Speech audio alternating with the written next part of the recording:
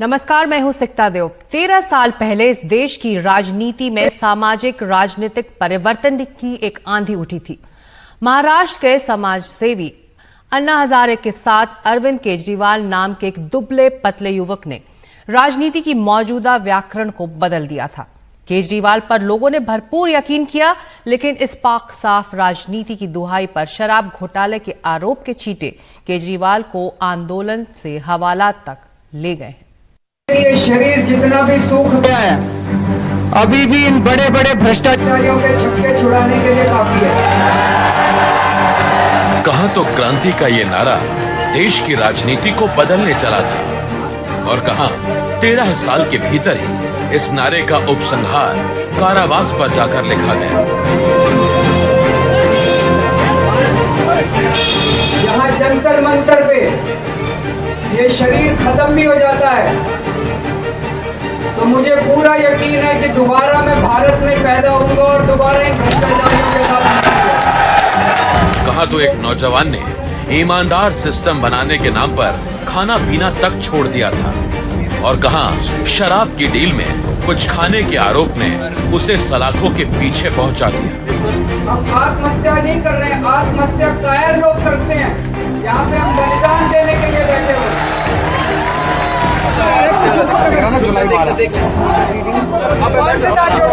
आम आदमी के हितों के लिए जो शख्स कानून तोड़ने चला था,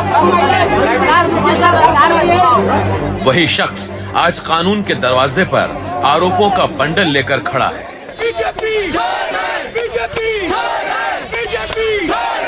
दिल्ली सरकार के किसी भी विभाग का कहीं भी भ्रष्टाचार का सबूत है, आप मुझे लाके दीजिए, उसके ऊपर जल्द से जल्द और सख्त से सख्त कार्रवाई की जाएगी। और वक्त का त्रासद दोहराव देखिए कि जो शख्स आरोप लगते ही इस्तीफा दे देने की नैतिक दुहाई दे रहा था, वो शख्स सत्ता के पालने से अपने पांव उतारने को तैयार ही नहीं है। राज करेगा जेल से ही सही। अरविंद केजरीवाल जी दिल्ली के मुख्यमंत्री थे, दिल्ली के मुख्यमंत्री हैं और दिल्ली के मुख्यमंत्री रहेंगे। हमने शुरू से स्पष्ट किया है कि अगर जरूरत पड़ेगी तो अरविंद केजरीवाल जी जेल से सरकार चलाएंगे। कोई भी ऐसा कानून नहीं है जो उन्हें जेल से सरकार चलाने से प्रोहिबिट करता है। उनका कोई कन्विक्शन नहीं हुआ है, उनका कोई कन्विक्शन नहीं हुआ है। वही दिल्ली के मुख्यमंत्री रहेंगे। ये लड़ाई चलती रहेगी। ये कहानी है दिल्ली के मुख्यमंत्री अरविंद केजरीवाल की, जिनके आदर्शों के शिलालेख पर वक्त ने आरोपों और सवालों की गर्द जमा कर रखी है। अरविंद केजरीवाल जी के मामले में अंततः वही हुआ जो अपराध और भ्रष्टाचार के मामले में होता है। भ्रष्टाचारी अपराधी चाहे कितनी भी चालाकियां कर ले, वो कानून के शिकंजे में आता ही आता है।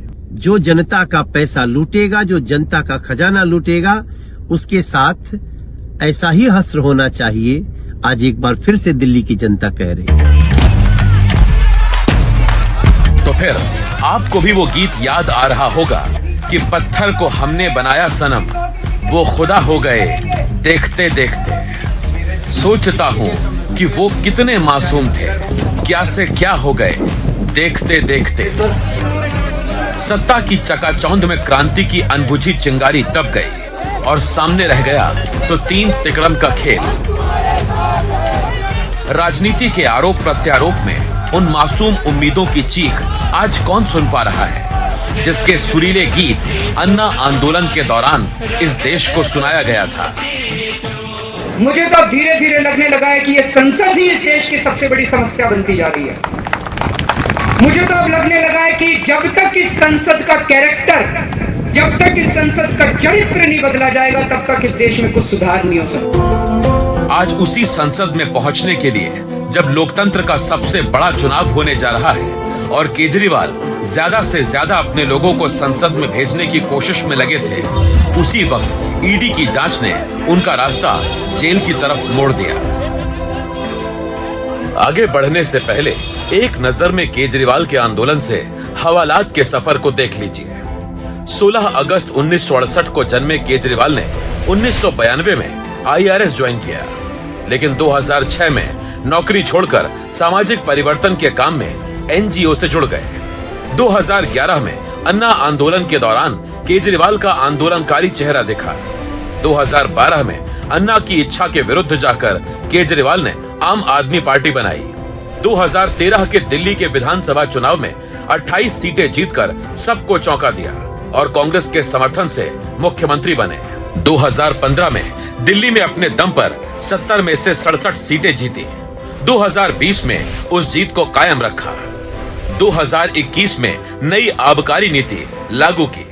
8 जुलाई 2022 को कथित शराब घोटाले का खुलासा हुआ, जिसमें 17 अगस्त 2022 को ईडी ने केस दर्ज किया और 21 मार्च 2024 को केजरीवाल भी गिरफ्तार हो गए।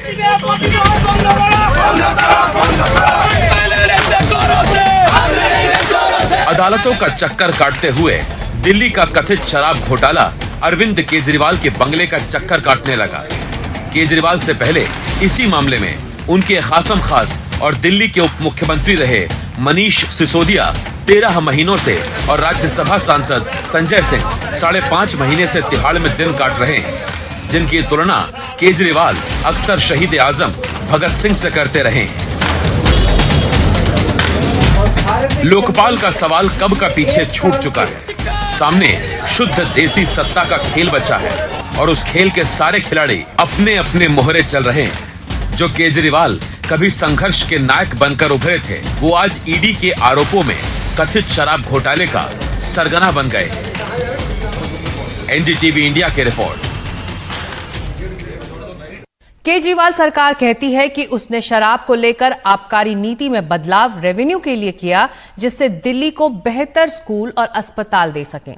लेकिन ईडी कह रहा है कि आबकारी नीति में बदलाव में घोटाला हुआ और वो पैसा गोवा जैसे राज्य में चुनाव में केजरीवाल की पार्टी ने खर्चा किया।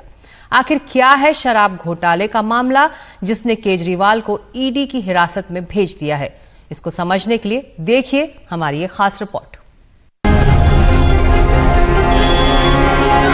शुक्रवार को दिन चढ़ने के साथ ही दिल्ली के राउज एवेन्यू कोर्ट में हलचल तेज होती जा रही थी। दिल्ली के मुख्यमंत्री अरविंद केजरीवाल की पेशी पर सुनवाई के दौरान ईडी ने केजरीवाल को शराब घोटाले का सरगना बताया। यही आरोप राजनीतिक गलियारों में भी अपना रंग दिखा रहा है।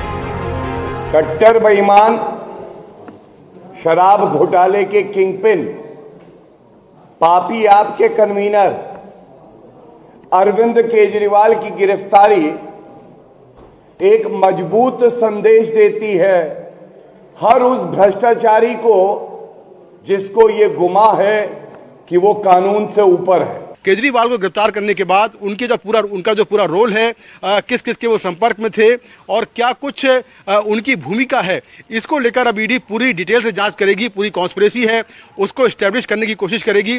साथ में जो पूरी मनी ट्रेल है उसको भी एस्टेब्लिश करने के लिए अरविंद केजरीवाल से डिटेल्ड इन्वेस्टिगेशन, और वो भी कस्टडी में इन्वेस्टिगेशन बहुत जरूरी है। यूं तो ईडी के पास केजरीवाल के खिलाफ आरोपों की लंबी फेहरिस्त है, लेकिन 5 ऐसे गंभीर आरोप हैं जो आम आदमी पार्टी के नेता को परेशान कर सकते हैं। ईडी का आरोप शराब माफिया से 338 करोड़ रुपए पहुंचे। केजरीवाल ने मार्जिन प्रॉफिट को 6 से 12% किया।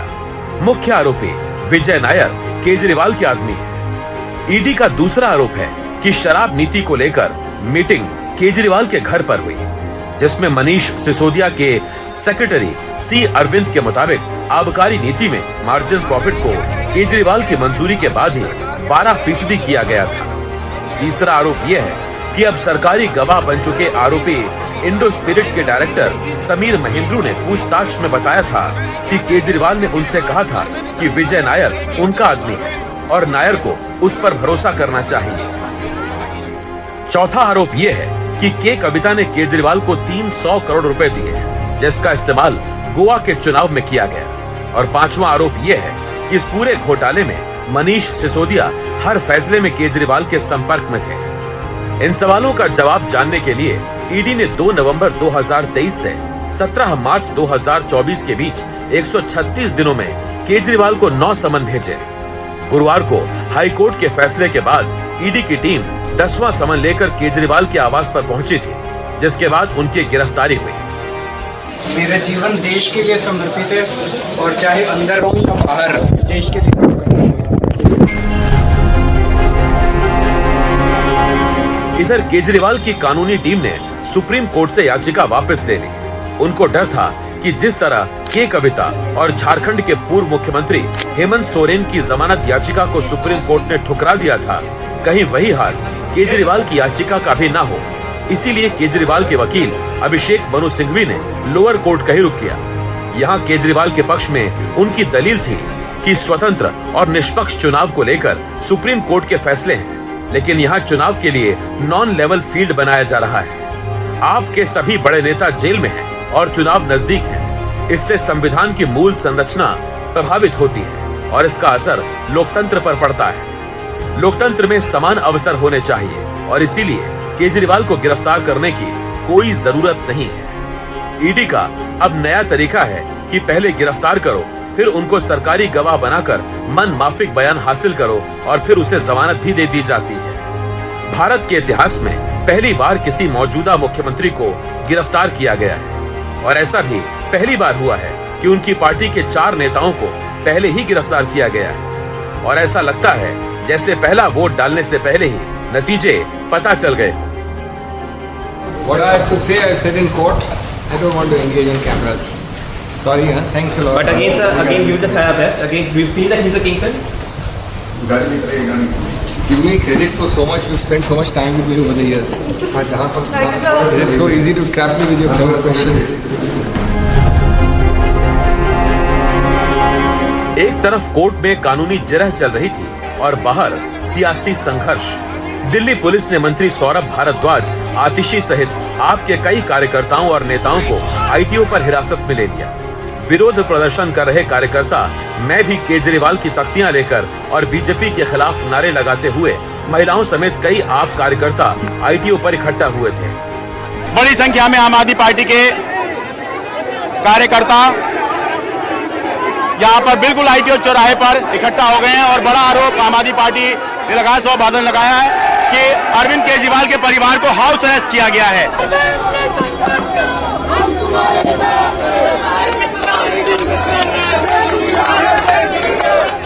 वैसे ये हंगामा तो गुरुवार को शाम ढलने के साथ ही तेज हो गया था, जब केजरीवाल के घर पर ईडी की टीम गिरफ्तारी के लिए पहुंची थी।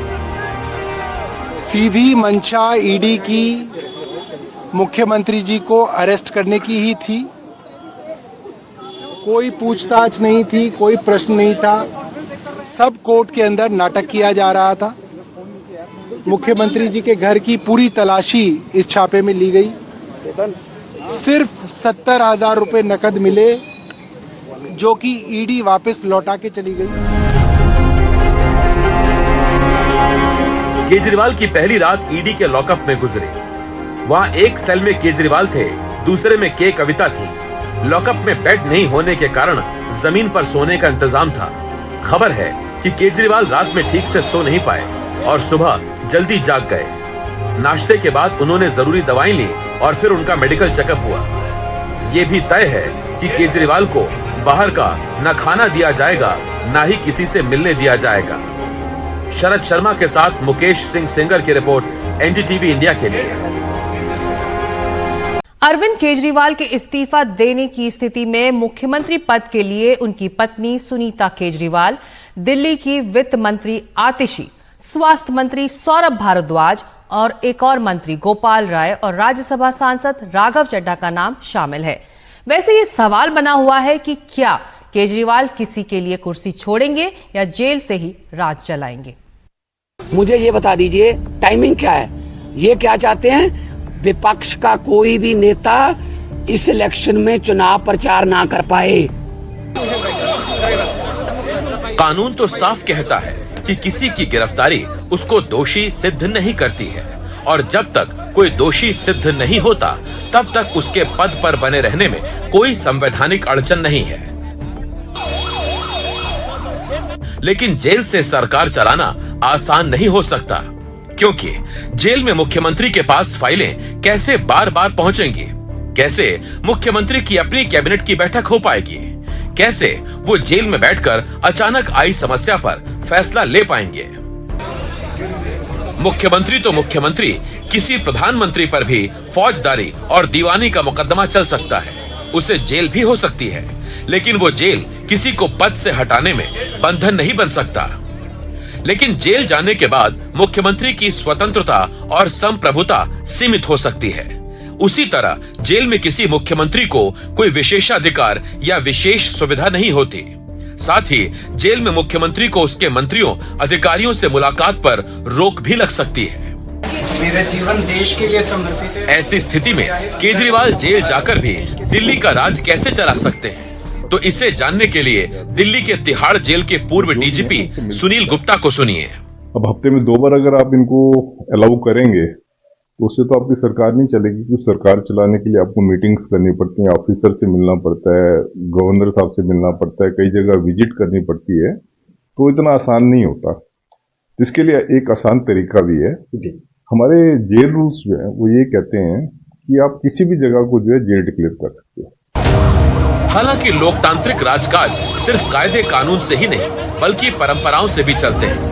अब तक की परंपरा रही है कि किसी मुख्यमंत्री पर गिरफ्तारी की तलवार लटकती है तो वो इस्तीफा दे देता है, फिर किसी और को पार्टी अपना नेता चुन लेती है। अभी झारखंड के मुख्यमंत्री हेमंत सोरेन को अवैध खनन मामले में गिरफ्तार किया गया तो उन्होंने पहले ही इस्तीफा दे दिया, जिसके बाद चंपई सोरेन को मुख्यमंत्री बनाया गया। काफी पहले तमिलनाडु में मुख्यमंत्री रहते जयललिता पर गिरफ्तारी की तलवार लटकी तो उन्होंने पहले इस्तीफा दिया और अपने करीबी पनीर सेल्वम को मुख्यमंत्री बनाया। उससे भी पहले सबसे चर्चित मामला चारा घोटाले में फंसे लालू यादव का रहा है, जिसमें सीबीआई के हाथों गिरफ्तारी से पहले उन्होंने बिहार के मुख्यमंत्री पद से इस्तीफा दिया था और फिर अपनी पत्नी राबड़ी देवी को मुख्यमंत्री बनाया था। अब सवाल ये है कि केजरीवाल किसको मुख्यमंत्री बनाएंगे? परिमल कुमार के साथ एनडीटीवी इंडिया की रिपोर्ट।